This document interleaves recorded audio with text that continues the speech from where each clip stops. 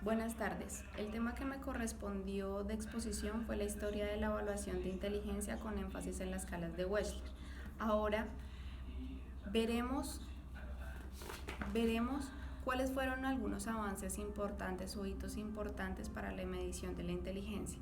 El primero de ellos establecido en el siglo XIX, en donde influyó para la introducción definitiva de la medida de inteligencia la obligatoriedad de la educación en los Estados Unidos, donde algunos de los estudiantes eran provenientes de otros países, que dio como resultado un grupo muy diverso y proveniente de algunas familias que no tenían educación.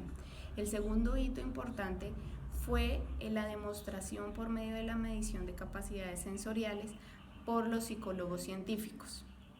Para aclarar un poco esto, existieron unas propuestas importantes o teorías importantes a mediados del siglo XX por Francis Galton y Cattell, quienes consideraban que la inteligencia se podía medir por capacidades sensoriales agudas. Ambos desarrollaron algunas propuestas que se establecieron como fallidas.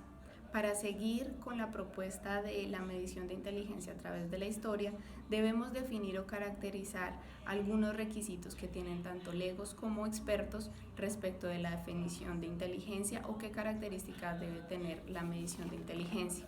Para los legos, la capacidad primordial es establecer una capacidad verbal, donde la persona debe tener claridad y manejar de manera articulada el tema que va a tratar.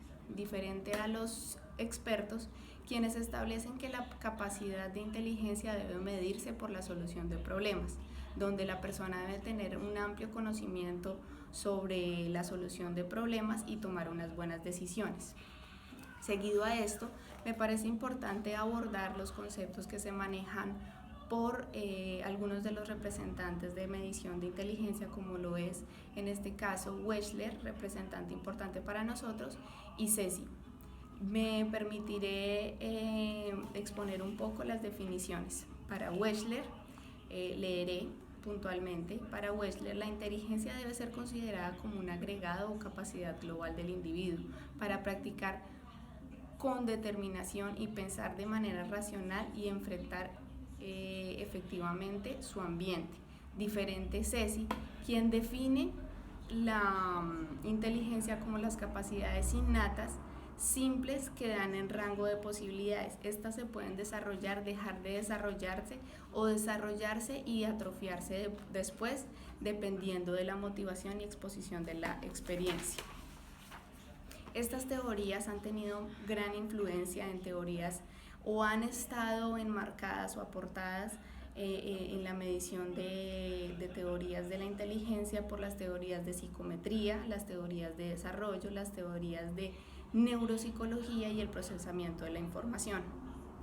En cuanto a las pruebas realizadas, según Wechsler, David Wechsler, quien trabajaba en el Bellevue Hospital de Nueva York, estableció unas pruebas para medir la inteligencia a nivel grupal y a nivel individual.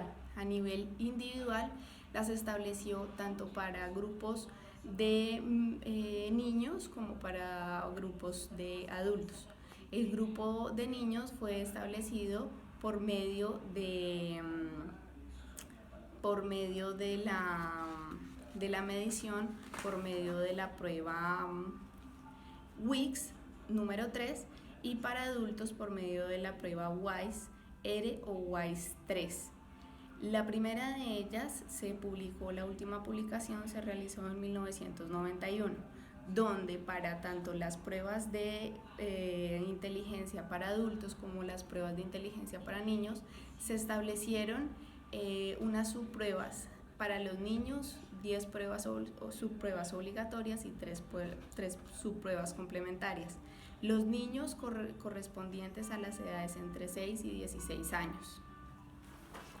Las pruebas para adultos efectivamente se realizaban por 3 subpruebas.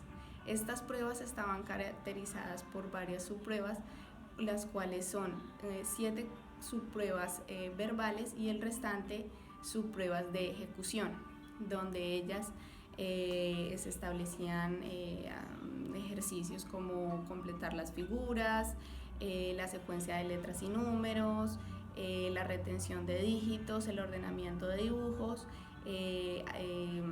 las pruebas matriciales que eran importantes para medir la medición.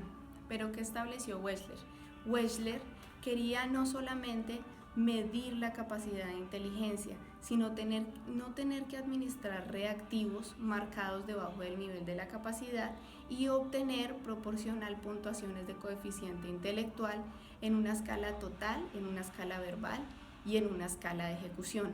Por último, existen las pruebas que ya anteriormente había referenciado, como son las pruebas grupales. Estas pruebas grupales se establecieron por uno de sus representantes importantes, como fue Edinburgh en Estados Unidos a principios del siglo XX, donde Edinburgh generó una propuesta en donde la prueba era realizada en donde se omitían algunas palabras del texto y la persona tenía que desarrollar el restante de ese texto.